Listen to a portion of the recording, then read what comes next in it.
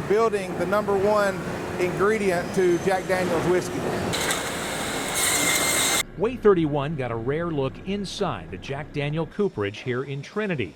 Sacred ground for whiskey lovers, although it looks more like hell at times on the inside. Plant manager Daryl Davis and his team of 140 skilled technicians build these barrels.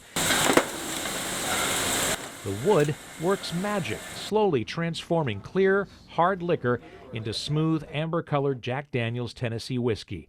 The barrels are made, he says, with just 2 materials. And that's American white oak and American craftsmanship.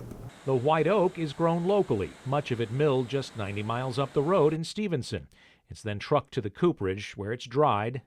And then it goes through a series of machining processes to get the staves and the heading material ready to be assembled, or what we call raising a barrel. Much of the barrel making process is automated, but raising the barrel is too critical to be left to a machine.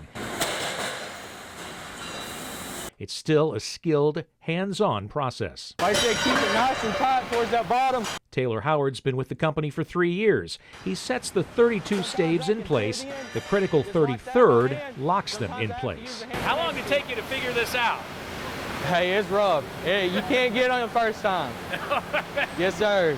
It takes time, it takes repetition, but once you get a hold of it, it's just like going to bed. You pretty much got an eye for it now. Yes, sir. They use no glue, no adhesives, no nails, and they can't make them fast enough. We produce right at 1,200 barrels a day. A day? A day. 5 days a week? 5 days a week. That's 6,000 barrels every week, and each barrel holds 53 gallons of Old Number 7. A lot of whiskey. Yep. And you're looking to expand. Yes. Right now, the industry's explosive growth is hindered by the trade war.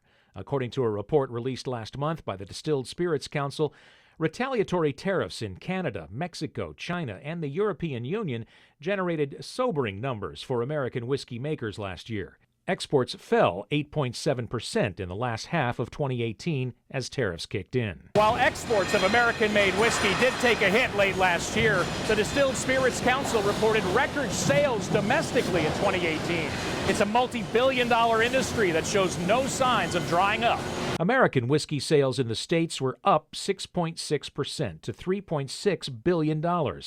Jack Daniel's and other distillers are projecting even stronger growth when the tariffs end, something Davis is expecting. This facility was designed to expand based on business needs. Meanwhile, back on the production line, steam and steel rings help form the familiar barrel shape. The heads of the barrel, the top and bottom, are cut and assembled. Then the inside of the barrel is toasted and charred to bring out the wood's natural sugars. This is where it truly becomes an ingredient in the whiskey. This helps finish the caramelization of the wood to get the 100% of the color and up to 60% of that taste. This adds to that. From there, the heads are pounded in place, 6 hoops are attached to hold it together, and the bunghole is cut. When the barrels pass the pressure test, they're trucked 75 miles to Lynchburg. 4 years later, these barrels will turn out the most popular American whiskey in the world, American-made from start to finish. And it couldn't happen without this cooperage. It wouldn't be Jack without these barrels.